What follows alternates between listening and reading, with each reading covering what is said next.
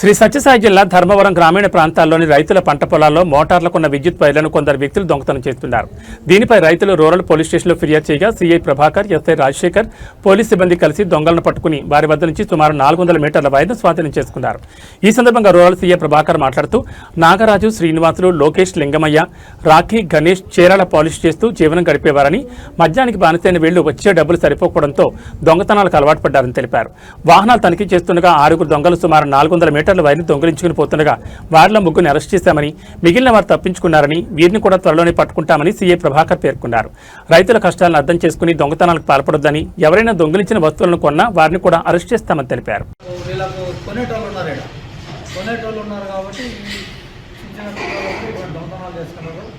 దీంట్లో కూడా మొత్తం 6 మంది అయితే మా 3 రెడ్ హ్యాండెడ్ దొరుకుతారు. ఇప్పుడు మా ఎస్ఐ గారు, రాజశేఖర్ గారు బాగా పెట్రోలింగ్ బాగా దొరుకుతున్నారు గ్రామాలలో, కాబట్టి వీళ్ళు దొరికినారు. ఈరోజు ఏమైందంటే 11 గంటలకు ధర్మాపురం గ్రామానికి పోతామంటే ఇప్పుడు మా ఎస్ఐ గారికి సమాచారం వచ్చింది, ఇట్లా టేబుల్ దొంగతనం చేసిన దొంగలు ఫలానా రూట్లో పోతారని చెప్పి అందుకు మాటు వేసి మొత్తం 2 మోటార్ సైకిల్లో 6 మంది వచ్చినారు. 6 మంది వస్తే 3 మోటార్ సైకిల్ ఉన్న వాళ్ళు పారిపోయినారు, 3 మోటార్ సైకిల్ ఉన్న వాళ్ళు దొరికారు. ఆ 3 ఎవరెవరంటే వీళ్ళు వాళ్ళ పేర్లు అన్నీ తెచ్చినాము.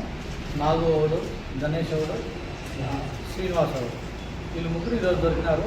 పార్కింగ్ వాళ్ళు వచ్చి రాకేష్ అలియాస్ రాఖీ, లడ్డు, లోకేష్, వీళ్ళు 3. ఈ 6 మంది కూడా మన ధర్మాల టౌన్కి సంబంధించిన వీళ్ళలో రాకేష్ అనేటప్పుడు ఇంతకుముందు చాలా దొంగతనాలు చేశారు. వాడు పాత నేర్పిస్తే వాడు అఫ్ఘానీలో ఉన్నాడు. వీళ్ళందరూ కలిసి ఏం చేస్తారంటే ఈ మన ధర్మా టౌన్లోనే సాయిబాబు దగ్గర ఉన్న ఇతను భాష, ఈయనకు అల్లా బకాష్ అలియాస్ భాష రుచి షాప్ పెట్టుకున్నాడు. ఈ దొంగతనం చేసిన వాళ్ళందరూ ఈ రుచి షాప్ చేసి డబ్బు తీసుకున్నారు. ఏమవుతుందంటే ఆడ రైతు కేబుల్ వైరు కొత్తగా కొన్ని మోటార్ ఫిట్ చేయాలంటే 10,000 కావచ్చు, 20,000 కావచ్చు, ఇంకా ఎక్కువ కూడా కావచ్చు. అదే ఈ దొంగలు ఆడ దాన్ని కట్ చేసుకొని వచ్చి బిజిలీ వాడికి అమ్మితే వాళ్ళు 1,000-2,000 కన్నా ఎక్కువ రాదు. ఇక్కడ వీళ్ళకి వచ్చే తక్కువ డబ్బు, ఆడ రైతు మాత్రం చాలా ఎక్కువ నష్టపోతాడు. ఇప్పుడు మనకు తెలుసు మన రైతులు ఏ రకంగా పంటలు ఇబ్బంది పడతా, గిట్టుబాటు రాక ఇబ్బంది పడుతున్నారు. దాంతో ఇది ఒకటి జరుగుతుంది. కాబట్టి వాళ్ళు కోలుకోలేకపోతున్నారు. మాకు ఈ మధ్య కాలంలో చాలా కంప్లైంట్స్ వచ్చినాయి. మా ఎస్పీ గారు దృష్టికి పోయింది. మా ఎస్పీ గారు ఆదేశాల ప్రకారం పెట్రోలింగ్ గ్రామాలలో ఇంటెన్సిఫై చేసిన వల్ల ఈ ముఠ మా ఎస్ఐ గారికి పట్టుబడినారు. ఇప్పుడు దీని ద్వారా నేను ఒకటే మీకు వినియోగించుకునేది ఏమంటే, మీరు హైలైట్ చేయండి. గుజరీ షాపులు ఎన్ని ఉన్నా కూడా మా ధర్మా టౌన్లో వీళ్ళెవరు కూడా కేబుల్ వైరు లేకుంటే ఈ బిల్డింగ్ దగ్గర కూడా ఈ చాలా కన్స్ట్రక్షన్ జరుగుతుంది. ఈ మోటార్లు కానీ, ఇనప కడ్డీలు కానీ ఇట్లా కొనొద్దని చెప్పండి.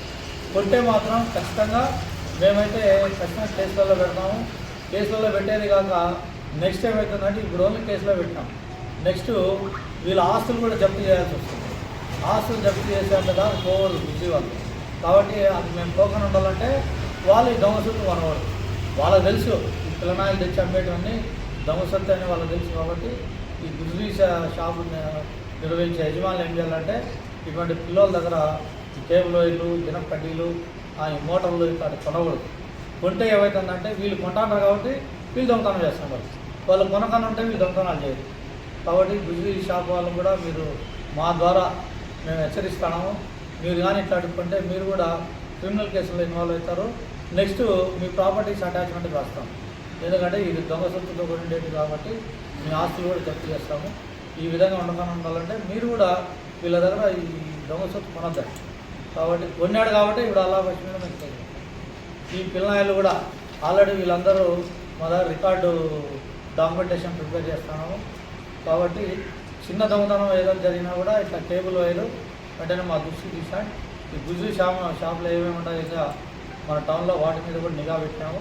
ఖచ్చితంగా వీళ్ళందరి మీద కూడా యాక్షన్ తీసుకుంటాం. ఈ ఇటువంటి మంచి కేసు డిటెక్ట్ చేసిన మా ఎస్ఐ గారికి, సిబ్బందికి.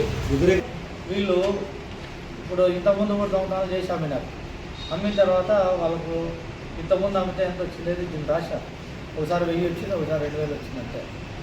ఇప్పుడు కూడా మా ధర్మపురి దగ్గర మనం చేసిన టేబుల్ వైరు దాన్ని పొదల దగ్గర దాచిపెట్టి ఈరోజు అది తెచ్చి అమ్ముదామని పోతున్నారు.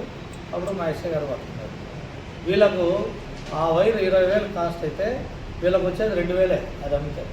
రైతు నష్టపోయేది మళ్ళీ రైతు కొత్త వైర్ కొనేయాలంటే 20,000 అవుతుంది.